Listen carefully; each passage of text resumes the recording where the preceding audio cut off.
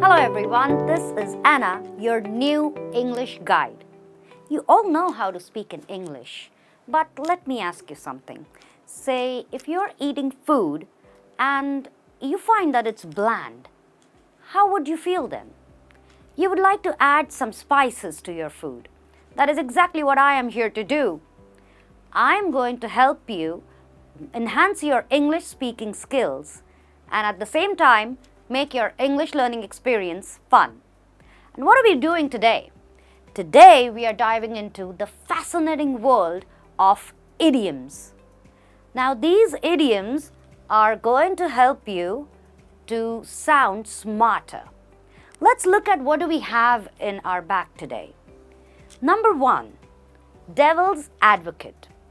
What does that mean? To pretend to be against an idea or argument just to test how strong it is. So maybe somebody has a lot of questions about something and they want to ensure that whatever is being suggested is the correct thing.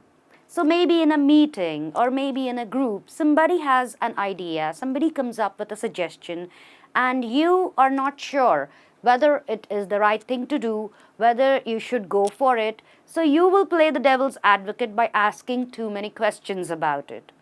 Let's look at some example sentences and understand it better. She played devil's advocate in the meeting to see if the plan was really solid. Let's look at another one. During the meeting, Ryan played devil's advocate by questioning the proposed strategy. Easy?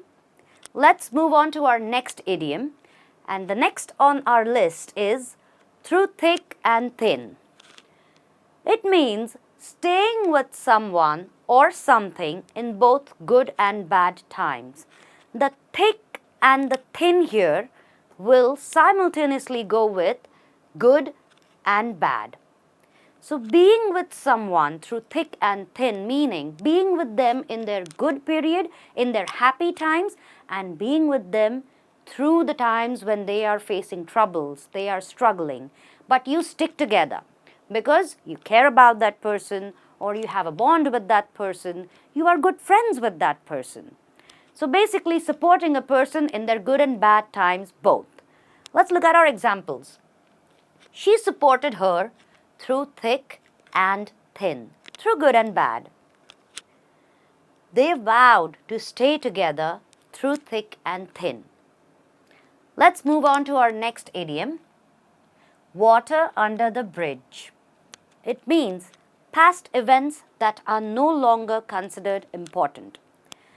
Mostly in cases where something bad has happened with us. Maybe somebody fought with us, somebody insulted us, or something happened like an argument.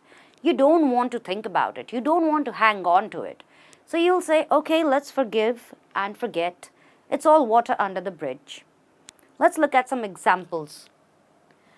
Although they had an argument yesterday, it's all water under the bridge now.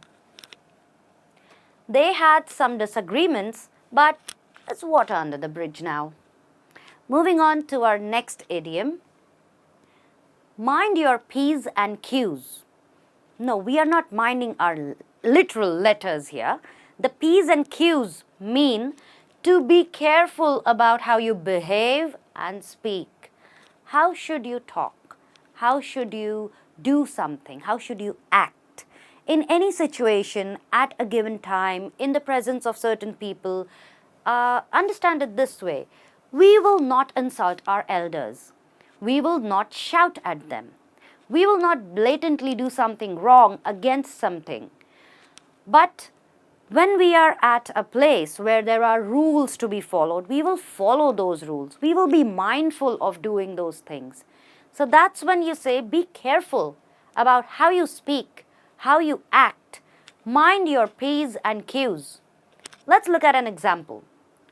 You should mind your P's and Q's when visiting your grandparents. Don't trouble them too much. It's important to mind your P's and Q's during an interview. I hope you got it. So we will move on to the next one. bite the hand that feeds you. What does that mean? You're not literally biting somebody who's feeding you food. To harm or be ungrateful to someone who helps you. So if somebody is being your friend, you are being their enemy, or you are maybe backbiting, talking behind their back, saying something wrong about them. That is when you are being an ungrateful friend. You are causing some harm or being ungrateful to the person who has been on your side, who has been supportive of you. Let's look at an example. Criticizing your boss publicly is like biting the hand that feeds you. She realized she had bitten the hand that fed her when she spoke against her teacher. Our boss, our teacher, our friends, our family, you don't go backbiting. You do not say wrong things about them. All right, moving on to the next one. The writing on the wall. What wall? What writing? It just means it's an obvious sign that something bad is going to happen. So writing on the wall need not be there. It need not be something written on a brick wall. But you have a feeling. And sometimes it's due to something that is bad. Some things are happening and those things are going to result into something bad. When you know this thing is going to cause a bad result, that is when you're very certain about the writing on the wall. Let's look at an example.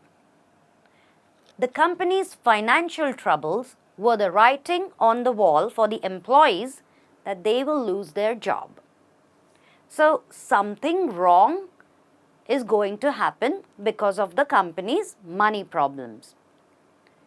She saw the writing on the wall when her grades started slipping. Let's look at the next idiom on our list. Let sleeping dogs lie. So there's a dog that's asleep. What if you try and poke that dog? The dog can be angry, and moreover, if that dog is a ferocious one, it can definitely bite you. So you want to avoid that. If there's a dog that's asleep, let it stay sleeping. So what sleeping dogs lie means, or let sleeping dogs lie means, is to avoid bringing up a problem or a past issue that could cause trouble again. So there's something that you want to avoid. It's an unpleasant thing. It's not a good thing that you want. So you want to avoid some sort of trouble. So you let sleeping dogs lie. Let's look at some examples to understand it. He decided to let sleeping dogs lie and not bring up the argument again. So here this guy is trying to avoid the problem of getting into an argument. I think we should let sleeping dogs lie and not discuss that incident. Maybe an unpleasant incident, we will avoid discussing it. So in short, it's just avoiding some unpleasant experiences or unpleasant things that you don't want to talk about. Let's move on to our next idiom. Throw caution to the wind, which means to do something risky without worrying about the consequences. So it's basically you wanting to take a risk and you don't care what will happen after you do that. So maybe you invest your money somewhere in the shares or in the stock market. Or maybe you throw your money into gambling. You are not worried about the consequences. So that's when you are throwing caution to the wind. Let's look at an example sentence. She threw caution to the wind and invested all her savings. She decided to throw caution to the wind and take a solo trip abroad. So she decided to go on a trip alone, and she doesn't care how the trip will be, what will happen. She just wants to go and enjoy herself and explore the place. So that was all about throwing caution to the wind, or to throw caution to the wind. We will move on to our next idiom. A chip on your shoulder. What does that mean? Think about it. Say you have something on your shoulder. Then you will constantly be thinking about what is on your shoulder, and you wouldn't be able to walk very freely. A chip on your shoulder means to be angry or upset about something that happened in the past. And it's usually something that is not a good part of your memory. So you won't let it go. You will keep that grudge. You will feel miserable about it.